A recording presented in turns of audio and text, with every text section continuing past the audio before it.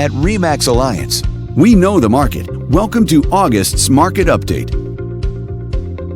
Let's take a look at residential real estate activity in your area during the month of July. The number of active listings was up 10% from 1 year earlier and up 10% from the previous month. This continued upward trend reflected a healthy inventory for buyers to choose from.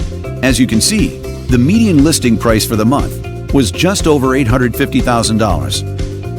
Compared to last year, the average number of days units spent on the market before being sold was up 23%. The higher number of days may signal a slowdown in the local inventory turnover rate. The median sale price was just under $800,000. The number of units sold decreased 46% year over year and decreased 36% month over month. Fewer sales could indicate an opportunity for buyers to negotiate better terms.